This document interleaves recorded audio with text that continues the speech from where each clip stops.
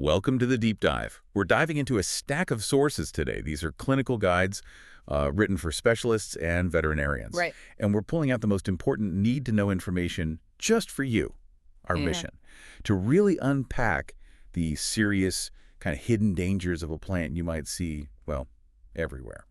The sago palm. That's right. These plants are incredibly common, especially in warmer climates. They're often sold for their look, that beautiful, almost prehistoric look. You see them everywhere. Indoors, outdoors, yeah. Adds its sort of tropical feel. But it's a classic case, really, of looks being deceiving. How so? Well, beneath that beauty, there's a severe, often deadly threat to animals, particularly dogs and cats. And that contrast is exactly why this deep dive is so crucial. For anyone who has pets or might just encounter these plants, understanding this hidden danger is, well, it's vital. Absolutely. Okay, let's get into it. What exactly is sago palm poisoning? Okay, so vets have a term for it, cycad toxicosis. Get toxicosis. Yeah. It happens when an animal ingests, eats any part of certain plants called cycads, like the sago palm itself, Cycas revoluta, Right. or Cycas urcinalis, or even Zamia floridana. And the sources we looked at are very clear. This isn't just a mild upset stomach. This is a life-threatening emergency. Absolutely. It's considered a severe toxicity. The prognosis, the outlook for recovery is often guarded to poor. Guarded to poor. Wow. Yeah, even with really aggressive treatment, the mortality rate can be quite high. So getting help fast is just incredibly important. Who gets affected most? The sources tell us it's primarily dogs and ruminants, like cattle. It's even been documented in humans. Really? Humans too? Mm-hmm. But in dogs, it typically causes devastating GI upset and severe liver damage. Neurological signs can happen too, but they seem less common. And cats. Cats are rarely reported to be affected, thankfully. We don't see many cases in cats, according to the literature. Okay, so let's get to the heart of it then. Why is it so dangerous? What are the actual toxic substances in these plants? This is where the real danger lies. All parts of the plant are toxic. Every single bit. The whole thing. The whole thing. But the seeds, sometimes people call them nuts, they're by far the most dangerous part. Why the seeds specifically? They just contain the highest concentration of the toxins. And unfortunately, pets often find them quite appealing. They might chew on them, even eat them. So what are these potent toxins actually doing inside the animal? Okay, so the main culprit, especially for the liver damage, is a toxin called cycasin. Cycasin. Right. Now, cycasin itself isn't the biggest immediate problem.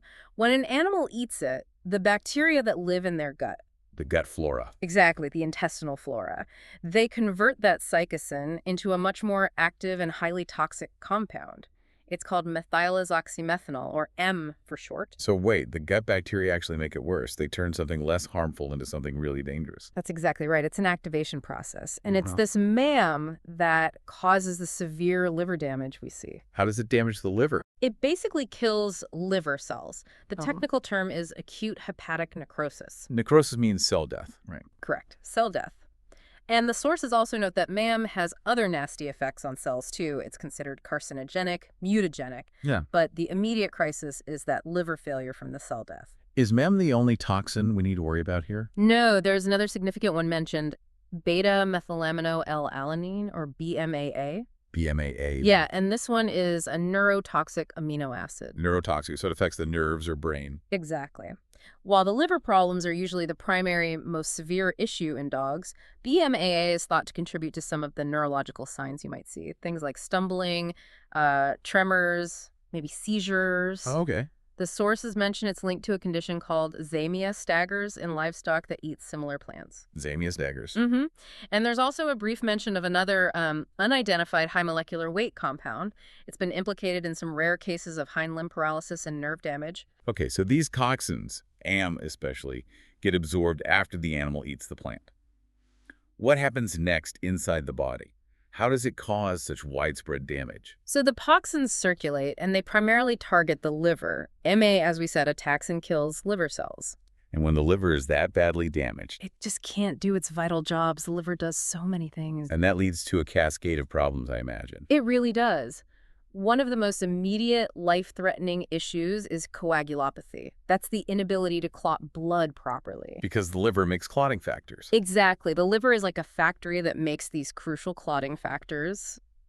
substances the body needs to stop bleeding. Vitamin K dependent factors like 2, 7, IX. Right.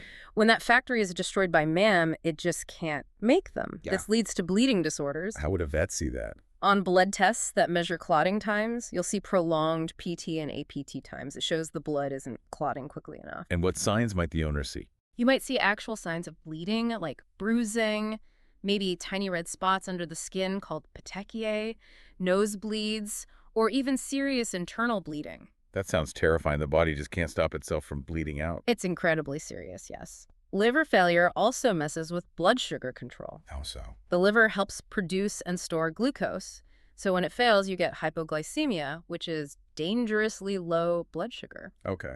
It also can't process bilirubin properly. Bilirubin is a waste product from red blood cell breakdown. Right. When it builds up, it causes jaundice. That's the yellowing you sometimes see in the eyes, gums, or skin.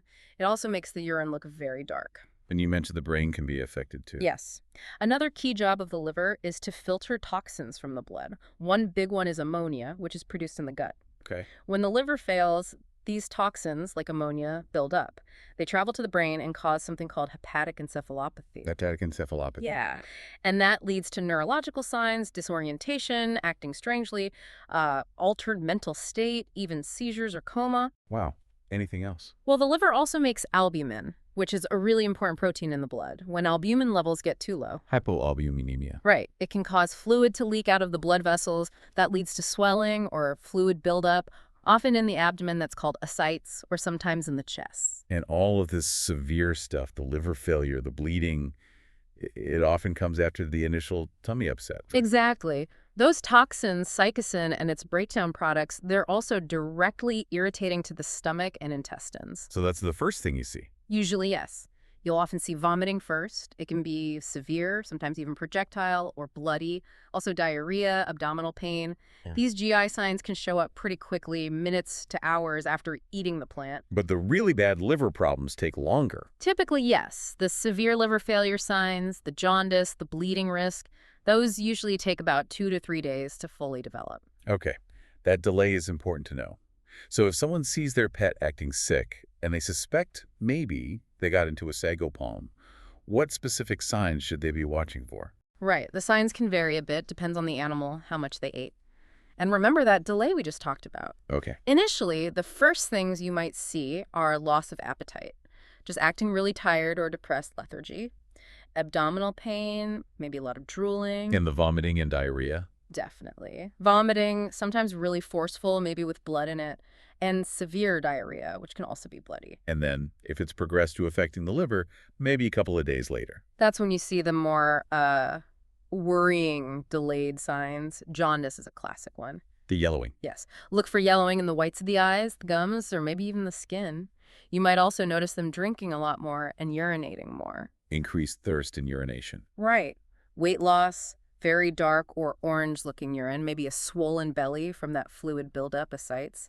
And, of course, those bleeding signs we talked about. Like unexplained bruising. Exactly. Or nosebleeds, or maybe a small cut just won't stop bleeding. And what about the neurological signs? What might those look like? Those can include things like weakness, stumbling around, lack of coordination, that's ataxia, tremors, seizures, acting confused or disoriented, just a general altered mental state. Okay. That rare paralysis we mentioned is possible, but not common at all. And it's important to know, your vet might actually find early indicators on blood work before you see a lot of these visible signs. Like what? Like elevated liver enzymes, that can happen quite early. Ah. Or low blood sugar if the liver function is already starting to decline. Got it. So if you see these signs, you suspect sago palm. Mm-hmm. How do vets actually figure out if that's really what's going on? Is there like a specific test? Unfortunately, no. There isn't a single definitive test specifically for sago palm poisoning that's, readily available quickly. So how do they diagnose it? It's primarily based on putting together the pieces of the puzzle. It's the history, the story you, the owner, provide, combined with the clinical signs the animal is showing, and then supported by lab work results that point towards liver damage and, crucially, those bleeding problems. So the information from the owner is really critical. Incredibly crucial. The vet needs to know, did your pet have any possible access to sago palms? Did you actually see them chewing on one? Are there any chewed up plant pieces lying around? Okay. It's extremely helpful if you can bring a photo of the plant or even a small sample carefully with you to the vet. That helps them confirm the identification. And then they'll do an exam and run tests, you said. Yes. The physical exam looks for those visible signs, jaundice, bleeding, any neurological deficits, but the lab work is key. What are they looking for in the blood? High liver enzyme numbers, things like ALT, AST, ALP, GGT, those are often an early warning sign of liver cell damage. High bilirubin levels confirm the jaundice is related to liver dysfunction. Low blood sugar, hypoalbuminemia. Right, low protein. And those clotting time tests, the PT and APTT, those are critical. Why are they so critical? Yeah. Because if they're prolonged, significantly longer than normal, it's a major red flag. It tells the vet the liver isn't doing its vital job of making clotting factors properly. The platelet count itself is usually normal, interestingly, unless severe complications like DIC, disseminated intravascular coagulation, occur. I see. So those clotting tests are a direct measure of that specific liver function failing. Exactly. Imaging can help too. An abdominal ultrasound might show changes in the liver's appearance or detect that fluid buildup, the ascites. X-rays might be used if they suspect internal bleeding. Okay.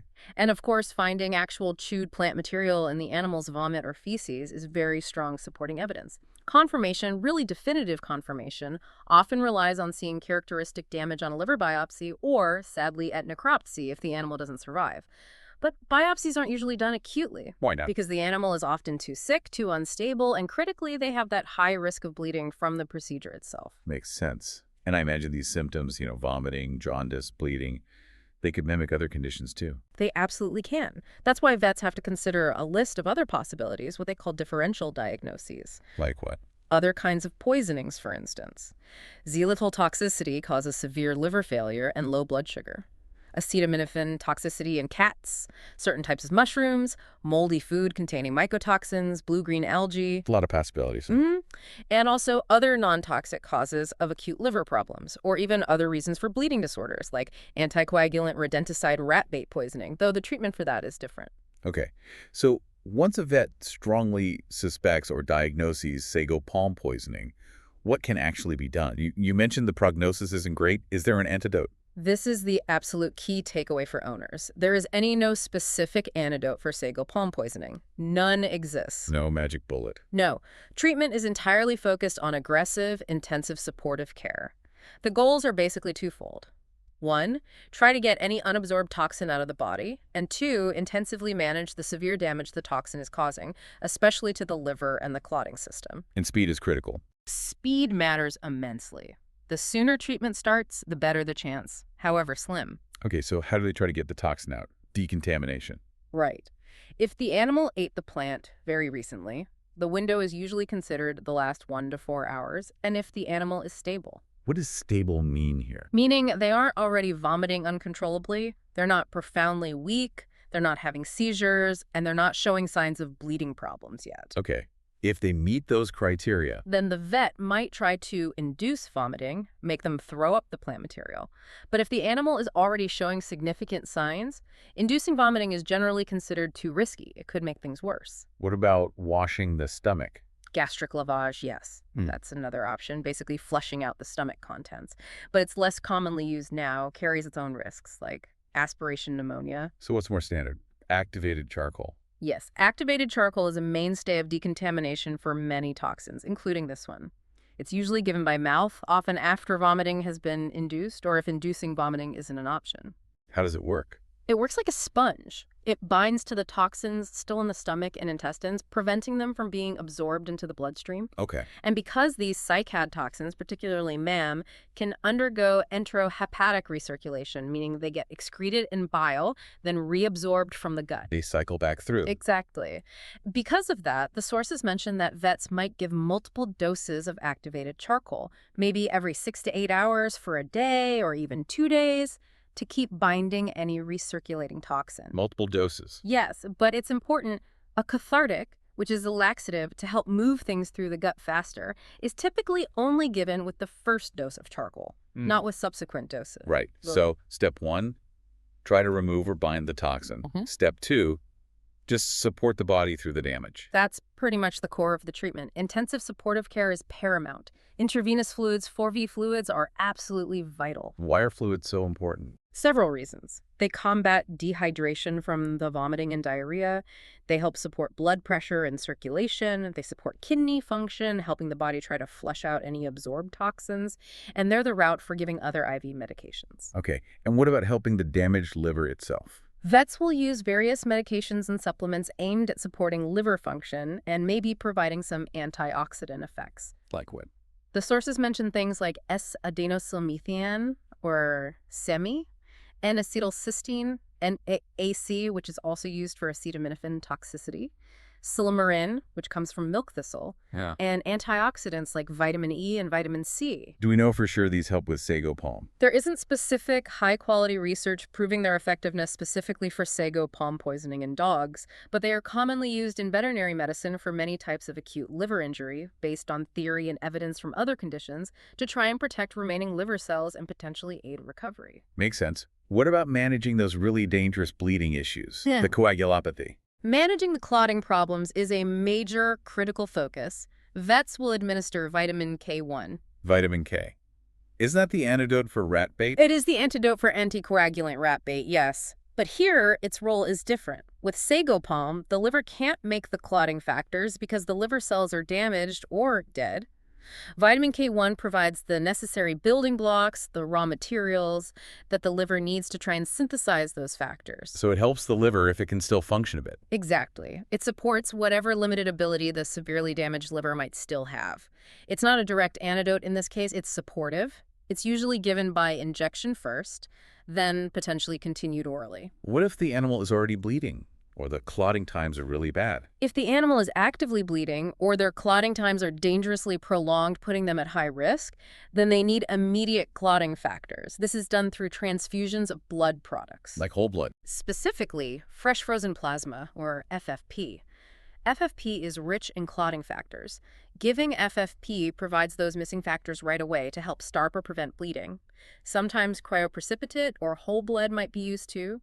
Vets monitor the clotting times very closely to guide this therapy. Okay.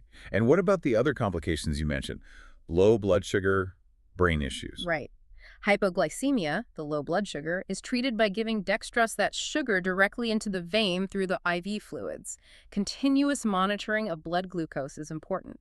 And the neurological signs. Tremors and seizures are managed with anti-seizure medications like diazepam or phenobarbital if needed. For the hepatic encephalopathy, the brain issues caused by ammonia buildup. Yeah. Medications like lactulose are often used. Lactulose works in the gut to trap ammonia and reduce its absorption into the bloodstream.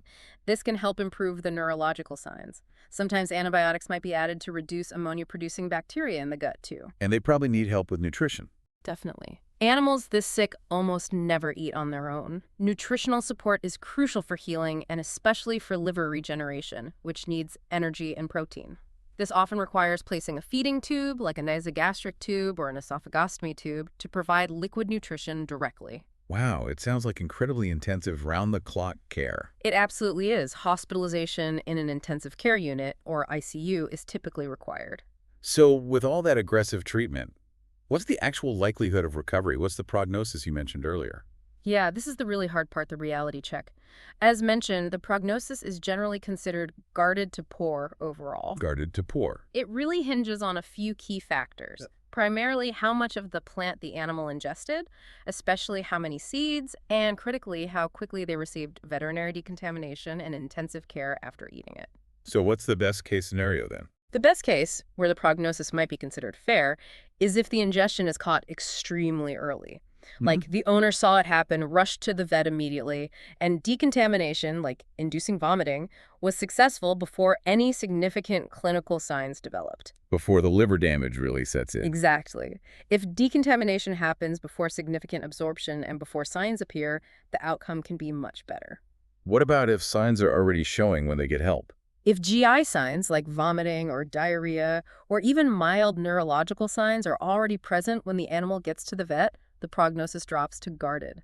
Guarded, meaning survival is possible, but not guaranteed. Correct. Survival is possible, but it requires that very intensive, expensive hospital care, often for many days, even weeks. And even if they survive the acute crisis, there's a significant risk of permanent chronic liver damage.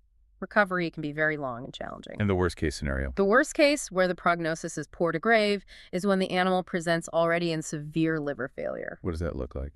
Marked jaundice, evidence of significant bleeding or extremely prolonged clotting times. Severe, persistent hypoglycemia, severe neurological signs like uncontrolled seizures or coma, or evidence of major internal bleeding. Yeah. In these cases, even with the full spectrum of intensive care, the mortality rates reported in the sources are unfortunately high, somewhere in the range of 32% to 50%. So even doing everything right, up to half might not make it if they're already that sick. That seems to be the reality based on the clinical data. It really underscores just how potent these toxins are and how quickly irreversible damage can occur. It absolutely does. And you mentioned even survivors might have long-term problems. Yes, some animals that survived the acute poisoning may be left with chronic liver disease that requires lifelong management, special diets, medications, and ongoing veterinary monitoring. So given the severity, the difficulty of treatment, and that guarded to poor prognosis even with treatment, it really sounds like the most important thing here is avoiding it completely. Prevention. Absolutely. 100%. Prevention is, without a doubt, the single most effective strategy against sago palm toxicity. Because once those severe signs develop, it's an uphill battle with an uncertain outcome. Preventing exposure is key. Okay, so what practical steps can owners take based on the information in these veterinary sources? The safest, most foolproof method, according to the sources, is simple. Just remove any sago palm plants from areas where your pets have access. Get rid of them. Get rid of them indoors and outdoors if complete removal isn't possible for some reason. Like maybe it's a neighbor's plant. Right, or a large established landscape plant. Then secure fencing is essential to reliably prevent access. But removal is always the safest bet if it's your own plant. What else? Critically important is cleaning up. Regularly clear any fallen leaves, shed barks, and especially those seeds, the nuts. Because those are the most toxic part and easy for pets to find. Exactly. They fall to the ground, pets find them interesting, they chew on them. That's a common way exposure happens. So keeping the area meticulously clean is vital. And supervision when pets are outside. Yes, definitely. Always keep a close eye on your pets when they are outdoors, particularly if you know these plants are common in your yard, your neighborhood, or parks you visit. Don't let them graze or chew on unknown plants. Makes sense. And finally, education. Owners just need to be fully aware of how extremely dangerous these specific plants are. Recognize the potential signs of poisoning, especially those early GI signs. And know to act fast. And know that if you even suspect your pet might have ingested any part of a sago palm, you need to seek immediate, urgent veterinary care. Don't wait and see. Call your vet or an emergency clinic right away. And bring the plant sample. Yes. If you can do so safely, bring a sample or at least a clear photo of the plant with you. It helps the vet confirm the identity quickly and start appropriate measures. I know, okay. This deep dive really does shine a bright light on a very serious and kind of hidden danger that could easily be lurking in our own yards or even inside our homes. The sago palm, it looks beautiful. It's incredibly common as an ornamental plant, but it harbors these incredibly potent toxins. Yeah, toxins that cause severe, potentially fatal liver damage, bleeding disorders, neurological issues in pets, especially dogs. And as you stressed, there's no simple fix, no antidote. The treatment is intensive, expensive, and the prognosis is often grim, guarded to poor. It really emphasizes that while rapid veterinary intervention is crucial if exposure happens, preventing that exposure in the very first place is the true key to keeping pets safe from this specific danger. It definitely makes you pause and think, doesn't it, about how many common plants around us might pose unexpected risks to our pets. It kind of prompts a broader look at the safety of our immediate environment for the animals we share our lives with. It does. It's a reminder that sometimes the most dangerous things are the ones hiding in plain sight, the ones we see every day and assume are harmless. A very important thought to take away. Thank you for joining us for this deep dive.